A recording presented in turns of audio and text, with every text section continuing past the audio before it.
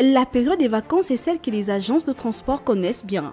Celle de voyage en cascade, départ et arrivée de famille, surtout pour les enfants désormais en congé, sans oublier des parents en quête de repos loin des tumultes des grandes villes.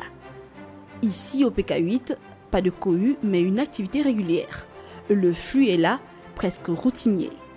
Actuellement, c'est encore très difficile pour nous et les clients ne viennent pas en masse. C'est comme je vous ai dit, les clients viennent parce qu'ils ont l'habitude de voyager chez nous. Et comme la concurrence actuellement s'est fait rude, donc nous essayons un peu de nous en sortir. La réservation, le client des fois peut appeler par téléphone, il appelle, il signale qu'il voyage demain, après-demain ou bien même dans un mois. Il peut faire le dépôt, tout comme il peut voyager, arriver le jour J et régler sur place. Vous savez que qui voyage doit forcément ménager sa monture. Donc on s'organise.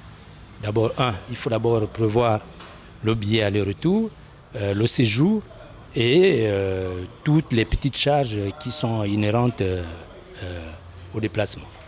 Bon, le coût du transport, pour le moment, il est passable. Il est passable parce que, vous savez, tout de même comme moi, avec l'amélioration des réseaux routiers, il faut le signaler, il y a une augmentation des agences. Donc du coup, il y a une concurrence qui s'est créée, donc les coûts sont actuellement allégés. Des destinations classiques, des trajets souvent planifiés bien à l'avance. Mais il y a aussi des familles qui s'y prennent à la dernière minute. C'est le balai habituel de la saison sèche, dite saison des vacances, où les routes sont plus ou moins praticables dans l'ensemble. J'ai pour habitude de venir ici à Libreville, entre Kango et Ntom.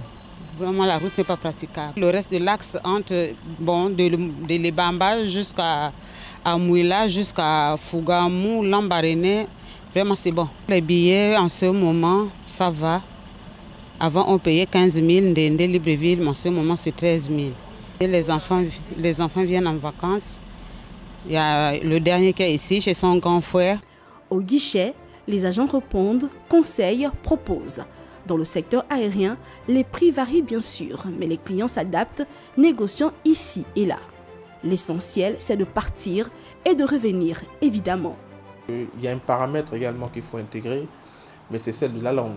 Généralement, on a des Gabonais ou plus ou moins une clientèle qui a tendance à aller dans des pays où on se sent plus à l'aise avec la langue. Donc la barrière, la langue étant brisée et la famille étant présente, on se dit, bon, c'est l'occasion de faire des rapprochements.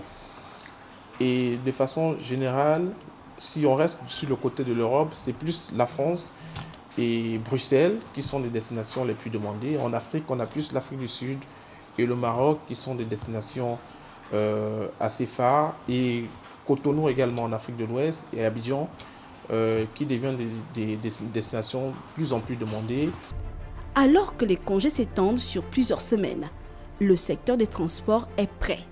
Bientôt le mois d'août, le point culminant où les voyageurs prennent souvent d'assaut les agences de transport. Pour l'heure, les ailes du voyage battent encore doucement, mais sûrement vers le repos, la paix et la joie d'un retour aux sources.